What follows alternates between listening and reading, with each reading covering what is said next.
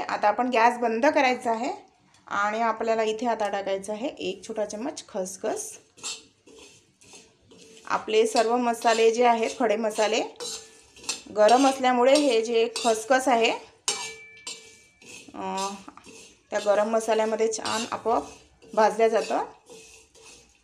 तर हे बघा सर्व मसाले छान असे भाजून रेडी झालेले आहेत। सर्व खडे मसाले आणि कांदा मी छान खरपूस असा भाजून घेतलेला आहे। आता आपण हा कांदा मिक्सरमध्ये छान असा बारीक करून घेऊया आणि यामध्येच टाकूया 1 टमाटर, याची छान पेस्ट करून घेऊया। तर बघा कांदा टमाटरची पेस्ट मी करून घेतलेली आहे। आता आपण एका प्लेटमध्ये काढून घेऊया आणि आता आपण खडे मसाले सुद्धा बारीक करून घेऊया। तर बघा अशा प्रकारे मी खडे मसाले सुद्धा बारीक करून घेतलेले आहेत। तर आपला मसाला रेडी झालेला आहे ग्रेव्ही करता। तर आता आपण पाटवडी रेडी करून घेऊया। बघा पाटवडी करण्याकरिता मी एका पॅन मध्ये थोडं तेल गरम करून घेतलेलं आहे। आता आपण यामध्ये टाकूया 1 बारीक चिरलेला कांदा। कांदा छान परतून घ्यायचा आहे। तर बघा कांदा छान परतून घेतलेला आहे मी। आता इथे टाकूया 1 बारीक चिरलेला टमाटर।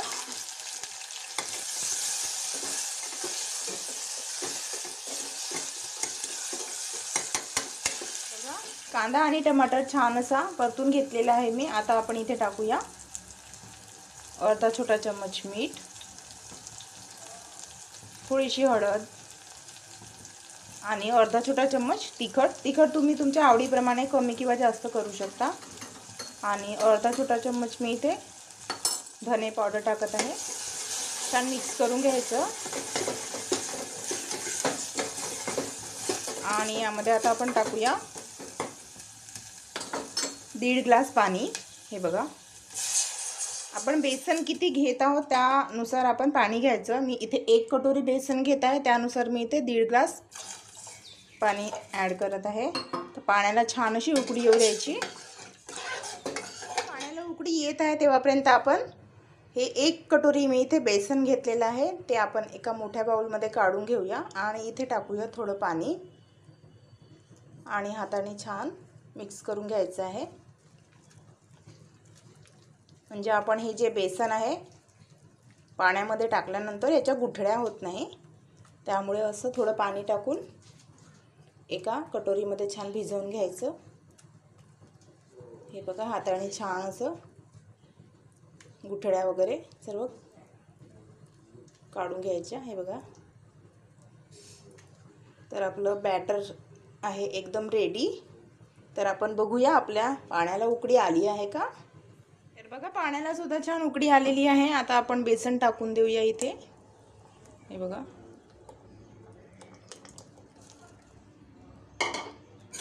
गॅसची फ्लेम लो ठेवायची आहे आणि कंटिन्युअसली छान असं फिरवत राहायचं आहे।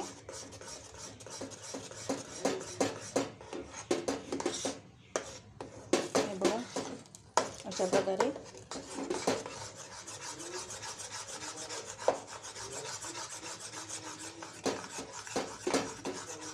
हे बघा पीठ आपण कटोरीमध्ये भिजवून टाकल्यामुळे गुठळ्या अजिबात झाल्या नाही। तर अशा प्रकारे कंटिन्युअसली फिरवत राहायचं आहे।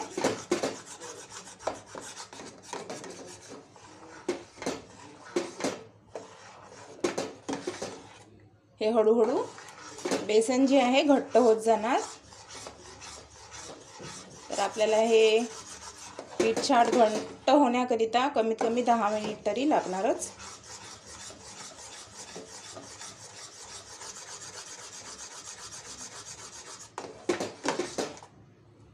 तर हे बघा बेसन शिजून रेडी झालेलं आहे। आता आपण गॅस बंद करून द्यायचा आहे। बघा आपलं बेसन शिजून रेडी झालेलं आहे। आता मी एका ताटाला छान तेल लावून घेतलेलं आहे। तर आता आपण हे गरम गरम जे आपलं बेसन आहे यामध्ये काढून घ्यायचं आहे।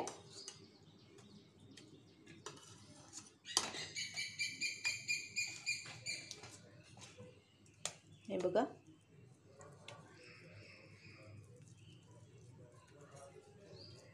अशा प्रकारे सेट करूया आणि थोडा वेळ थंड करण्याकरता ठेवूया।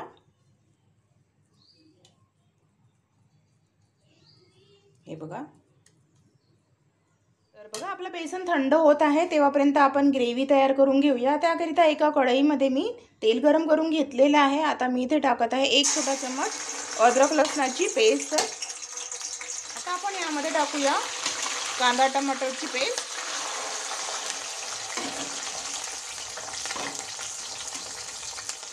छान परतून घ्यायचं आहे.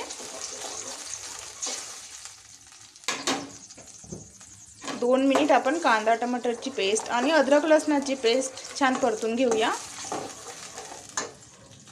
तर बघा कांदा टमाटरची पेस्ट मी छान परतून घेतलेली आहे. आता आपण इथे टाकूया खडा मसाल्याची पेस्ट आणि हे सुद्धा छान परतून घ्यायचं आहे. आता हा सर्व मसाला जो आहे तेल सुटेपर्यंत छान असा परतून घ्यायचा आहे. गॅसची फ्लेम लो ठेवायची आहे. तर बघा मसाल्याला छान तेल सुटलेलं आहे. आता आपण इथे बाकीचे मसाले ॲड करूया. टाकूया थोडीशी हळद आणि अर्धा छोटा चम्मच मीठ.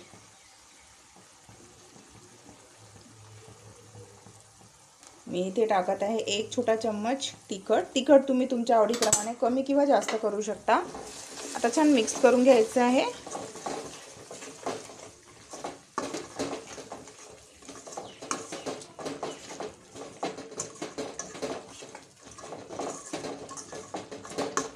आपण मसाल्यामध्ये फुटाणे टाकल्यामुळे ग्रेव्ही छान दाट होते आणि घट्टसर आणि टेस्टसुद्धा खूप छान येते.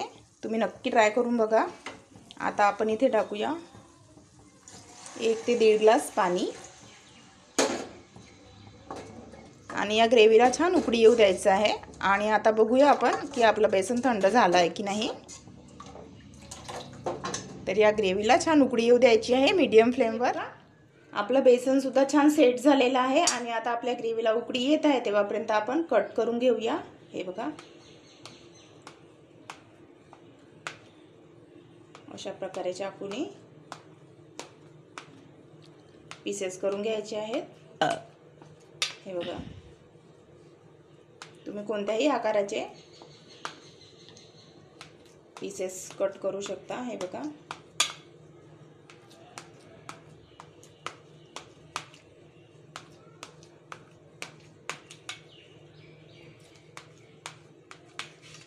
तर हे बघा अशा प्रकारे मी पीसेस रेडी करून घेतलेले आहे. हे बघा आणि आता बघूया आपल्या ग्रेव्हीला उकळी आली आहे का. तर बघा अशा प्रकारे मी बेसनाच्या वड्या करून घेतलेल्या आहेत आणि आपल्या ग्रेव्हीला उकळी सुद्धा आलेली आहे. आता आपण ह्या वड्या ज्या आहेत ग्रेव्हीमध्ये टाकून देऊया आणि 2 मिनिटाकरता शिजू देऊया. गॅसची फ्लेम लो ठेवायची आहे.